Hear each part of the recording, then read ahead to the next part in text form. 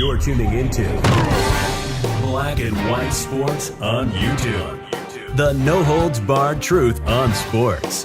The main event starts now. I'm back. Rodriguez for Black and White Sports. Well, it may be a new year. Happy New Year, by the way. I hope everybody had a good and safe one. It's 21 degrees in East Texas, and we're freezing our A's off. Yeah, we're not used to this. It was actually sleeting here this morning. Well, it's a new year, but same old leftist lunatics are already opening the door and walking through into 2022. And there is no bigger lunatic than Jemele Hill. Oh, race-baiting sensation, who I believe works for Dan Le Batard now. I know she writes for The Athletic. Nobody generally speaking, reads anything behind their paywall. But she actually released an article that's free. And, of course, she's doing her best to keep the sports world afraid of the Transformer variant. That's right, Omicron. So she is slamming the NBA and the NFL for their surrender to vaccine refusers. Refusers? Really? Let's get to this. Good God. Here we go. Pro basketball and football showed that tough rules work, but now leagues are giving up. God almighty. Nets have officially ended their tug of war with Kyrie Irving over the star's point guard's vaccination status. And Irving, who refused to get a COVID-19 shot, is unquestionably the winner. And it's a beautiful thing, Jemele Hill. The rapid spread of the coronavirus's Omicron variant has left gaps on rosters across the NBA because positive tests have rendered so many players ineligible. The Nets finally caved, oh my goodness, to Irving, who had not played this season because of New York's vaccine mandate for certain indoor facilities had banned him from home games. To let Irving on the court, even just for away games, is a drastic turnaround for the team that had sidelined him rather than deploy him part-time. Yeah, they're realizing they're needing his ass if they're going to win. After he cleared the NBA's COVID-19 protocols on Tuesday, Irving will be eligible to play for the Nets when they travel to Indiana to face the Pacers January 5th. This resolution of the Nets' high-profile dispute with Irving is part of a larger problem. You see, these Democrats like Jemele Hill, they want you to remain afraid of that variant that supposedly has mild symptoms and is more like a cold. Okay. In professional sports, confronted with the latest virus surge, both the NBA and NFL have essentially waved the white flag.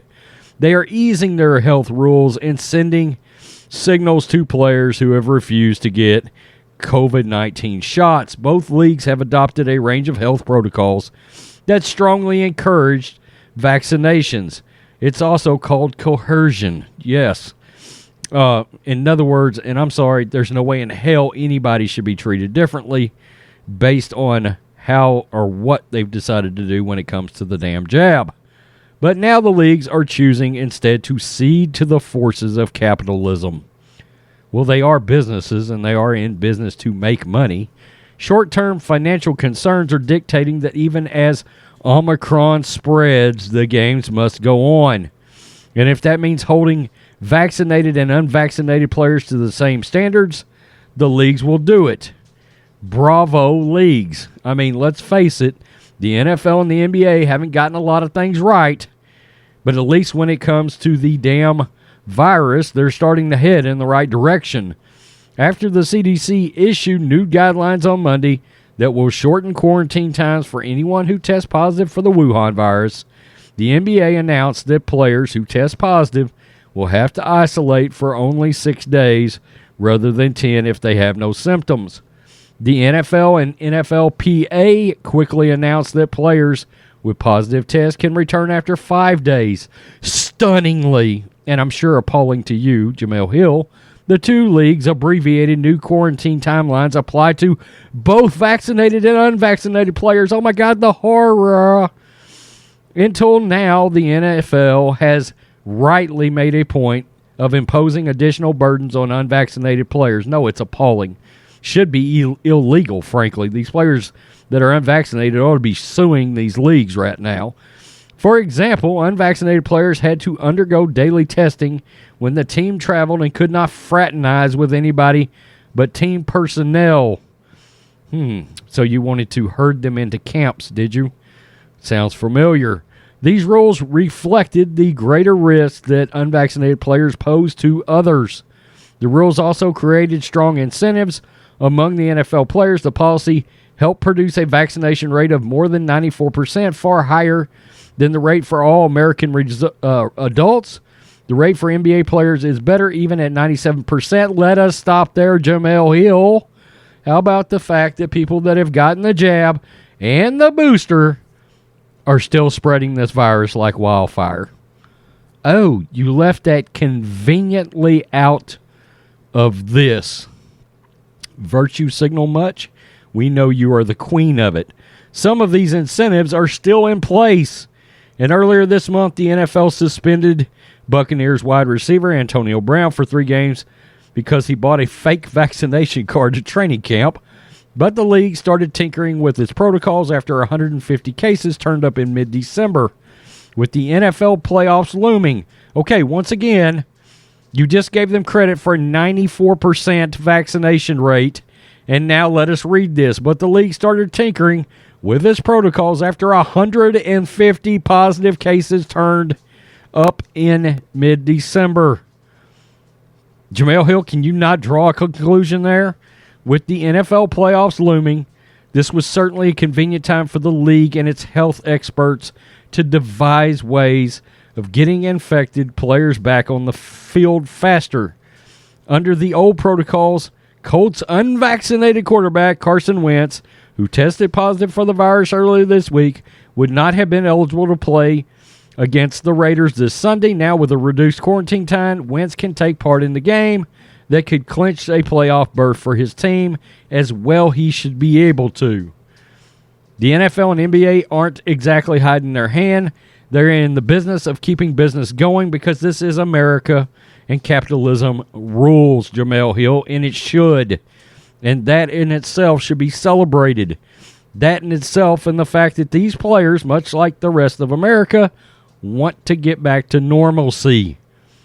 The Nets had 7 players ineligible under the NBA's health and safety protocols heading into the team's marquee Christmas Day matchup against the Lakers. Among those left out was superstar forward Kevin Durant, who has since been cleared to play. The Nets have the best record in the Eastern Conference and a legitimate chance to win the NBA championship. Bringing Irving back will lighten the load on Durant. His playing time of 37 minutes ranks second in the league as the NBA enters the meat of the season. And if another COVID surge comes across the team, Irving's return means one more superstar is available for road games. As of this week, the NBA has used 541 players this season, a league record. That's because so many teams have scrambled to sign 10-day contracts. Despite that outrageous figure, neither the NBA nor the NFL were ever going to mimic the NHL, who decided to pause the season during the surge of the virus. Have we proven that pausing anything, that locking down anything, that shutting down anything ever did a damn bit of good except drive people crazy and cost people jobs? There's no mention of that in here. None. To compensate, the NHL also decided to pull its players from the 2022 Winter Olympics in Beijing. Yeah, you should have pulled out of the Olympics, but not because of the damn virus. The NFL and NBA's latest protocol adjustments are just an extension of what's going on in the economy. CDC's decision to shorten quarantine times came 6 days after the CEO of Delta Airlines sent a letter begging the agency to reduce isolation periods for those who had contracted the virus. Oh, good Lord, Jemele Hill. I'm not reading the rest of your putrid article, for crying out loud. This is what we get from Jemele Hill. They want you in fear. They want you hiding. They want you locked in your house. And honest to God, if it was up to them, and I truly believe this, if you were unvaccinated, they'd put your ass in prison. That's the way I feel that this is all going about, and they're angry. They're angry that there's sports players that have been shilling for the social justice or injustices, supposedly, that are going on around the world, and all their leftist ideals, all of a sudden, they're not being backed anymore. They're not being backed. Not even LeBron James, is on board with the fear of the COVID virus anymore. Some of these leftists, like Jemele Hill themselves, are starting to get in fear and be in fear because they are starting to lose the control that they really never had. I don't know if they realize this. I mean, what kind of an influence does this person really believe she's got? Jason Whitlock said it best about Jemele Hill. Has she ever truly written an article that was worth anything?